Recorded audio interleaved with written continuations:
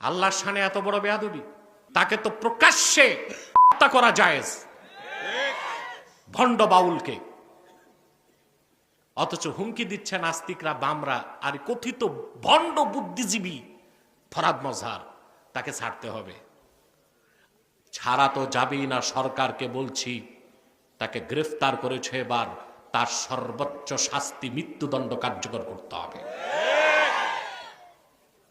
বলে আবুল জুলাই আন্দোলনে আমাদের পক্ষে ছিল, জুলাই আন্দোলনের পক্ষে ছিল, তো ছিল তো সমস্যা কি? জুলাই আন্দোলন কি করে সব মুসলমান হয়ে গেছে? আন্দোলন করতে এখন দেখি দেশ বিক্রির ব্যবস্থা হয়েছে। এক ভণ্ড বাউল আল্লাহর শানে বেয়াদবি করছে, শুনছেন? আহা, এইরকম বেয়াদবি আমার আত্মহত্যা করতে মন চায়, সহ্য হয় না,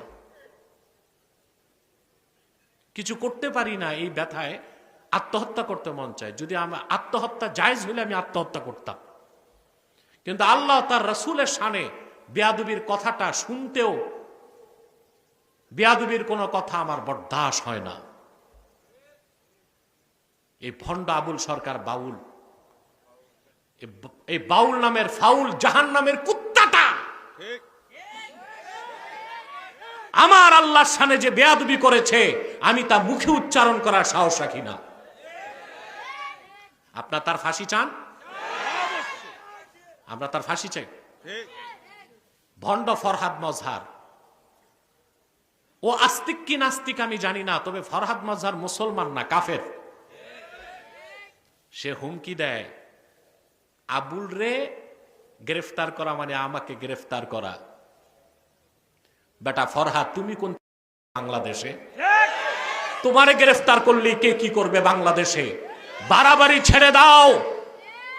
ভণ্ড বুদ্ধিজীবী ফরহাদ মজহার, তৌহিদি জনতা তোমাকেও রাজপথে পেলে কোদাল দিয়া দাড়িগুলো চাইছা জুতা পেটা করে বাংলাদেশ থেকে বের করে দিবে তোমাকে।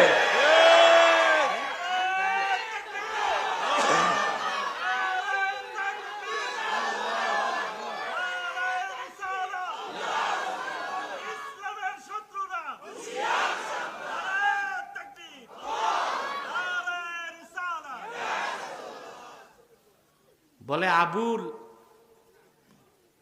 জুলাই আন্দোলনে আমাদের পক্ষে ছিল, জুলাই আন্দোলনের পক্ষে ছিল, তো ছিল তো সমস্যা কি? জুলাই আন্দোলন কি করে সব মুসলমান হয়ে গেছে? আন্দোলন করতে এখন দেখি দেশ বিক্রির ব্যবস্থা হয়েছে।